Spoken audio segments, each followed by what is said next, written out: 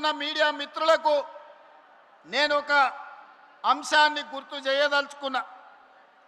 ఆనాడు జూలై 2023 నాడు ఖమ్మంలో రాహుల్ గాంధీ గారి బహిరంగ సభ, భట్టి గారి పాదయాత్ర ముగింపు, మిత్రుడు పొంగులేటి గారి కాంగ్రెస్ పార్టీలో చేరిక సభ తరువాత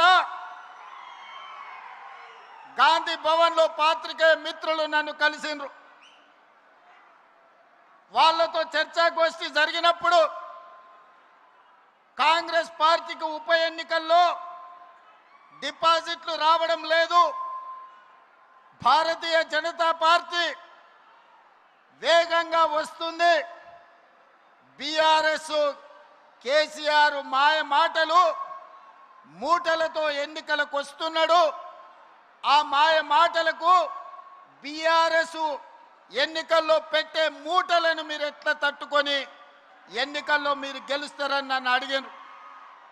ఆనాడు నేను ఒక్క మాట స్పష్టంగా చెబితే గుర్తుండదని పెద్దలు ఒక మాట చెప్పిండ్రు, సౌ బక్నా ఏక్ లిఖ్నా అని. ఆ మీడియా మిత్రులకు నేను ఒక మాట చెప్పిన, మీరు కాగితం తీసుకొని రాయండి, సీల్డ్ కవర్లో పెట్టండి, డిసెంబర్ ఎన్నికల తర్వాత ఫలితాలు వచ్చినప్పుడు నేను చెప్పింది నిజమా కాదా తెరిచి చూడండి. ఈరోజు నేను చెబుతున్నా అని ఆనాడు ఒక మాట చెప్పిన. మీడియా మిత్రులకు నేను ఇవాళ గుర్తు చేయదలుచుకున్నా. ఖమ్మం మీడియా మిత్రులు, హైదరాబాద్ గాంధీ భవన్ మీడియా సోదరులను మీరు అడిగి తెలుసుకోండి నేను చెప్పింది నిజమా కాదా. ఆనాడు నేను ఒక్క మాట చెప్పిన, రాబోయే ఎన్నికల్లో ఖమ్మం సభ చూసిన తర్వాత కాంగ్రెస్ పార్టీకి 65 ఎమ్మెల్యేలు గెలుస్తారు, సిపిఐ పార్టీ 1 సీటు గెలుస్తుంది, బీజేపీ 8 నుంచి 9 సీట్లు గెలుస్తాయి, ఎంఐఎం 7 లేక 6 సీట్లు గెలుస్తాయి, మిగిలినవి మాత్రమే కేసీఆర్ భజన పరులు గెలుస్తారని నేను చెప్పిన. డిసెంబర్ 3, 2023 నాటి ఫలితాలు 64 సీట్లు కాంగ్రెస్ పార్టీ గెలిచింది, 1 సీటు సిపిఐ గెలిచింది. కానీ ఆ తర్వాత 1 సీటు తగ్గితే ఉప ఎన్నికల్లో తెలంగాణ ప్రజలు 2 సీట్లు ఇచ్చిండ్రు. గణేష్ని కంటోన్మెంట్లో గెలిపించిండ్రు, నవీన్ యాదవ్ను జూబ్లీ హిల్స్ గెలిపించి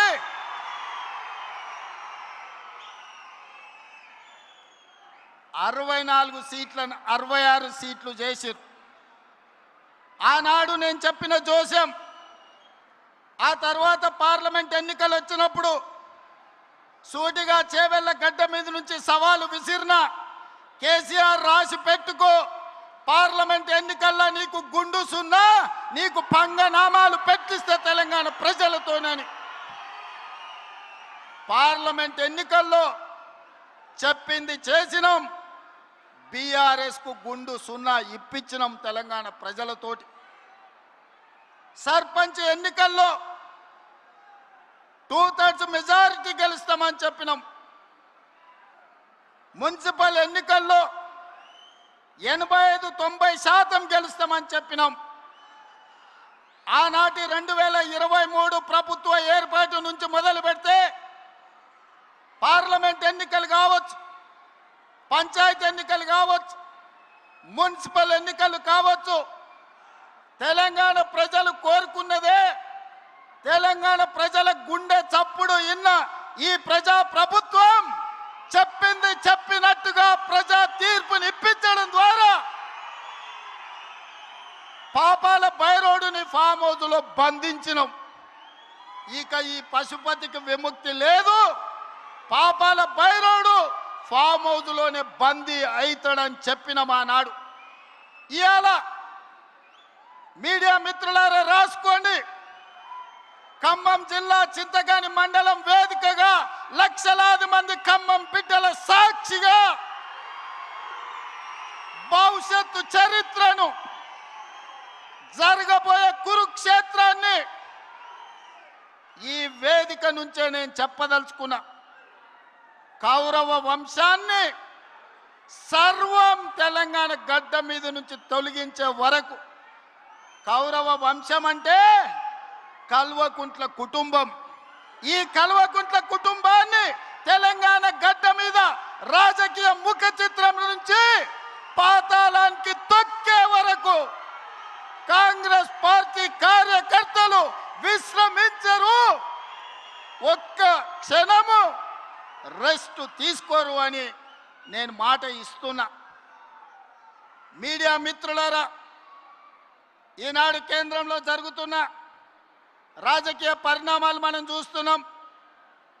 నరేంద్ర మోడీ, అమిత్ షా గారు మమతా బెనర్జీ పార్టీని చీల్చడం, ఆ పార్టీని చీల్చడం, ఇతర పార్టీలను లొంగదీసుకోవడం, వాళ్ళు అనుకున్న సీట్లు పెంచాలన్న బిల్లును రాబోయే పార్లమెంటులో ఎట్లయినా సరే బెదిరించైనా అదిరించైనా లొంగ తీసుకొనైనా బిల్లు ఆమోదింపు చేసుకోవడానికి సర్వశక్తులు ఒడ్డుతున్నారు.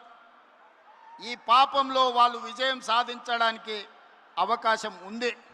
అందుకే ఈనాడు తెలంగాణలో ఉన్న 119 అసెంబ్లీ నియోజకవర్గాలు రాబోయే 2029లో జరగబోయే ఎన్నికలు ఆనాటి జోస్యం ఎన్నికల 6 నెలల ముందు చెప్పిన, ఈనాడు నేను చెబుతున్న ఎన్నికల జోస్యం 36 నెలల ముందు ఖమ్మం గడ్డ మీద నుంచి నేను చెప్తున్నా.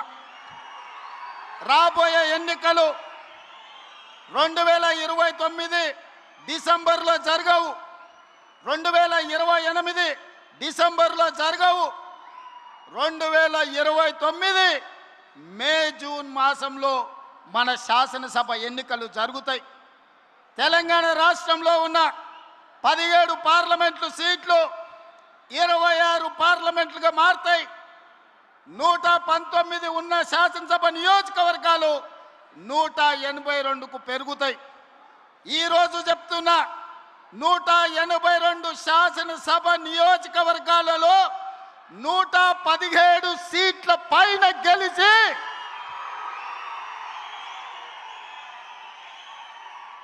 117 మీడియా మిత్రులారా రాసుకోండి. 117 అంటే 117 శాసన సభ్యులను గెలిపించుకొని రెండవసారి తెలంగాణ రాష్ట్రంలో ప్రజాపాలనను కాంగ్రెస్ ప్రభుత్వాన్ని గెలిపిస్తాం. రాముడు మీద,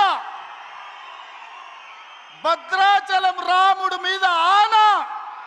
ఇది ఖమ్మం కాంగ్రెస్ కార్యకర్తల మాట. కాసుకో చంద్రశేఖర్ రావు, నువ్వు, నీ కొడుకు, నీ అల్లుడు, నీ బిడ్డ, నీ చుట్టాలు, నీ భజన పరులు, నీ ఒప్పందాలు, నీ దొంగ సర్వేలు చేసే దొంగ ఏజెన్సీలతో సహా గుర్తుపెట్టుకోండి. ఈ తారీఖు జూలై 10, 2026 నాడు మాట చెప్తున్నా. ఈ మాట కోసం రోజుకు 18 గంటలు పనిచేస్తాం మేమందరం, మా మిత్రులందరూ. ఒక్క క్షణం కూడా అలుపెరగము, ఆలస్యం చేయము, ఎవరిని